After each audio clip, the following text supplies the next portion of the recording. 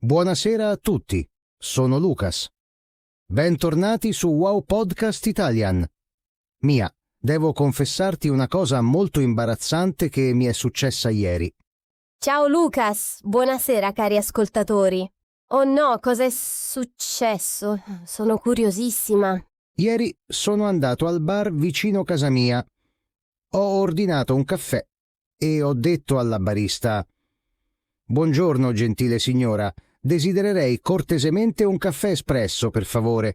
La ringrazio infinitamente». Oh mamma mia. Lucas, hai davvero parlato così? E cosa ha detto la barista? La barista mi ha guardato con una faccia strana e ha detto: «Ma parli come un professore, sei un robot?» E poi ha riso tantissimo. Ah. Capisco perfettamente. Ascoltatori, vi è mai successo? Avete mai parlato in modo troppo formale? Scrivetelo nei commenti. Mia, io studio italiano da 2 anni, leggo libri, faccio esercizi, guardo video, ma quando parlo sembro un libro che cammina. Ti capisco, Lucas. Molti studenti hanno questo problema. Ma dimmi, cosa hai fatto dopo? Sei rimasto al bar? Sì, sono rimasto e ho iniziato a osservare le altre persone. Un ragazzo è entrato e ha detto solo: «Ciao Carla, un caffè». Fine. Niente, per favore. Niente, grazie mille. Esatto. Questa è la differenza tra l'italiano dei libri e l'italiano vero, quello della strada. Ma nei miei libri c'è sempre scritto: bisogna essere educati, bisogna dire per favore, bisogna usare il condizionale, vorrei, desidererei, potrebbe. Certo, queste forme sono corrette, ma nella vita quotidiana, tra amici o in situazioni informali, parliamo in modo più semplice e diretto. Allora ho deciso di fare un esperimento. Ho ascoltato tutte le conversazioni al bar per 30 minuti. Interessante. E cosa hai scoperto te? E che cosa hai scoperto? Raccontaci tutto. Ho scoperto che le persone parlano velocissimo e usano parole che io non ho mai studiato. Una donna ha detto: «Che sbatti questa fila». Cosa significa sbatti? Ah. Sbatti è una parola informale. Significa che noia, che fatica. È linguaggio colloquiale molto comune tra italiani. Vedi? Questo non c'è nel mio libro di grammatica. E poi ho sentito un uomo dire: «Boh, non lo so. Cos'è questo boh?» Ascoltatori, qualcuno di voi usa già boh? È perfetto per dire non lo so in modo informale. Provate a usarlo e scriveteci. Mia, io ho studiato che si dice «non lo so». Invece qui tutti dicono «boh», «ma», «vabbè», sono parole strane. Non sono strane, Lucas, sono parole che usiamo ogni giorno. Ma significa che abbiamo dubbi. Vabbè significa va bene o lascia perdere. Ma perché nei libri non ci sono queste cose?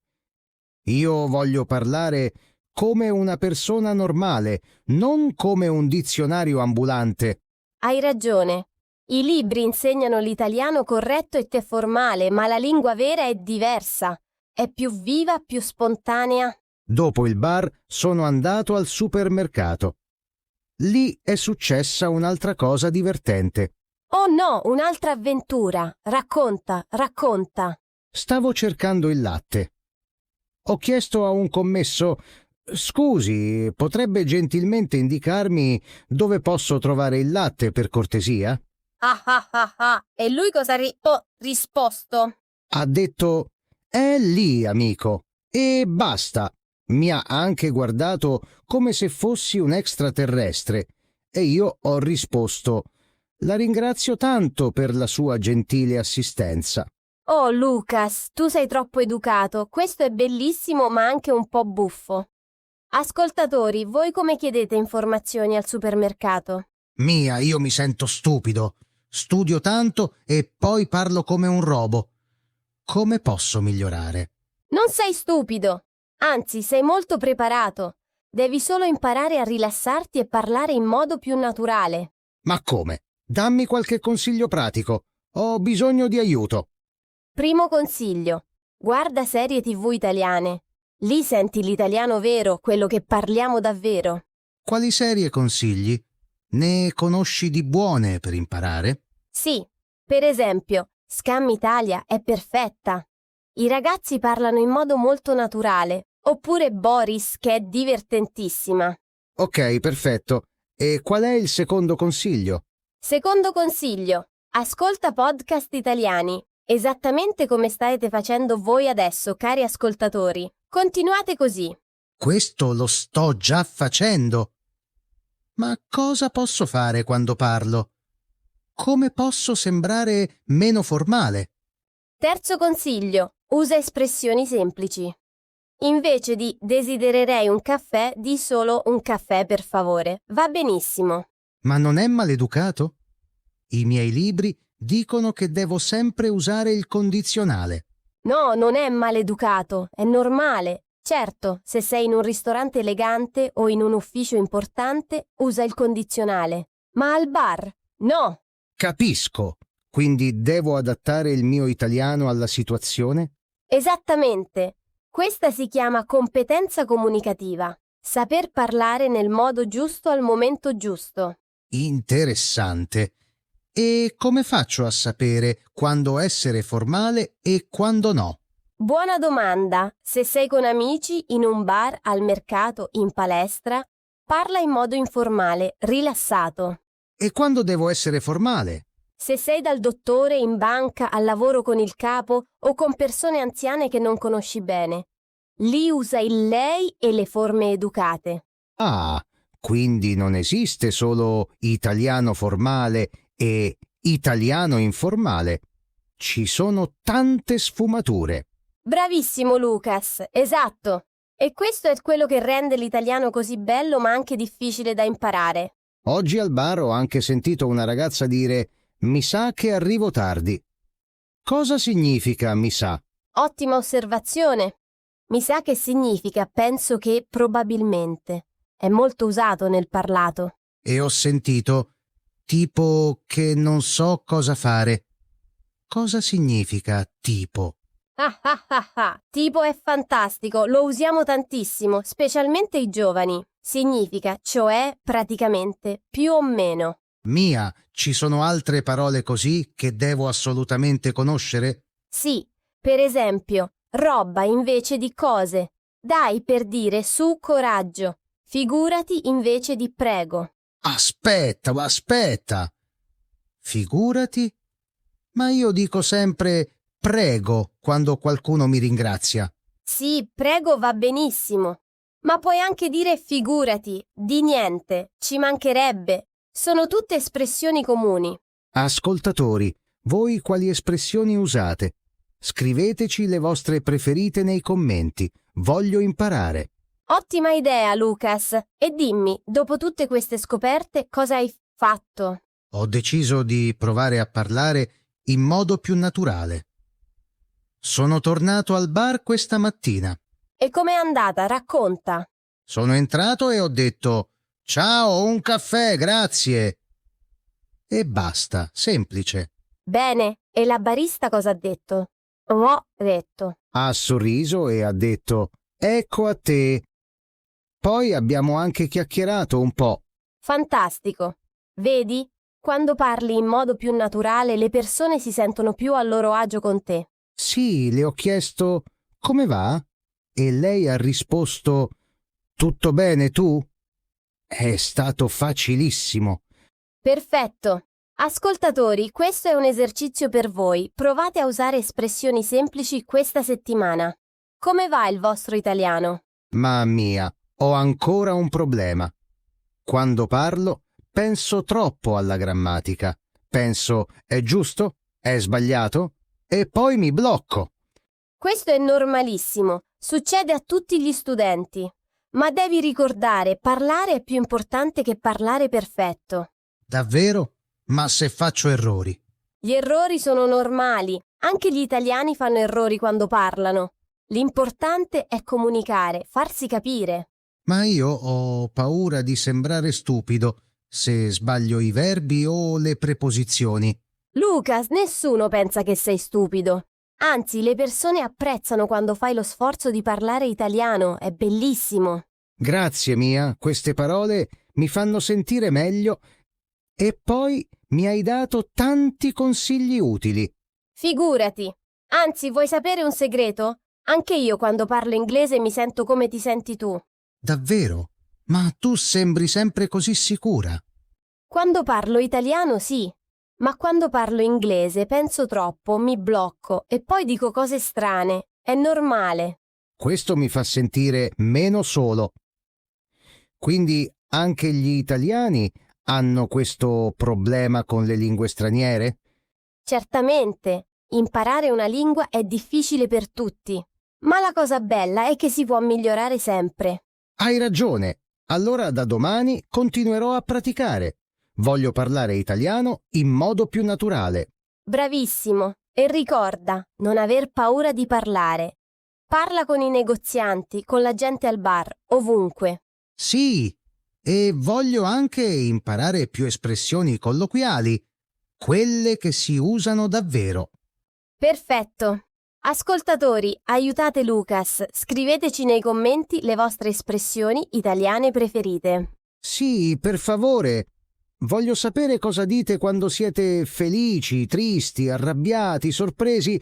Ottima idea, per esempio, quando siamo felici diciamo che figata, troppo bello, grande. E quando siamo arrabbiati? Dipende. Possiamo dire che rabbia, non ci posso credere. Ma dai! E quando siamo sorpresi? Diciamo non ci credo, davvero, pazzesco, incredibile. Queste sono bellissime. Mia, mi stai aiutando tantissimo. Grazie mille. Di niente, Lucas. Anzi, grazie a te. Questa conversazione è molto utile anche per i nostri ascoltatori. È vero. Spero che anche loro si sentano meno soli con questo problema. Non siamo i soli a parlare come libri di testo. Esattamente. E ora voglio dare un ultimo consiglio importante a tutti. Quale? Sono curioso. Non abbiate paura di sbagliare. L'errore è parte dell'apprendimento. Se non sbagliamo, non impariamo. Questo è vero. Io ho imparato tantissimo dai miei errori. Ogni volta che qualcuno mi corregge, imparo qualcosa di nuovo. Bravissimo. E ascoltatori, ricordate, parlare italiano è come imparare a cucinare. All'inizio bruciate tutto, ma poi diventa naturale. Bella metafora, Mia. È proprio così. All'inizio pensavo troppo, ora sto iniziando a rilassarmi. E vedrai che tra poco parlerai italiano senza pensare. Diventerà automatico. Spero. Ma sai cosa mi aiuta molto? Ascoltare questo podcast. Voi ascoltatori siete fortunati.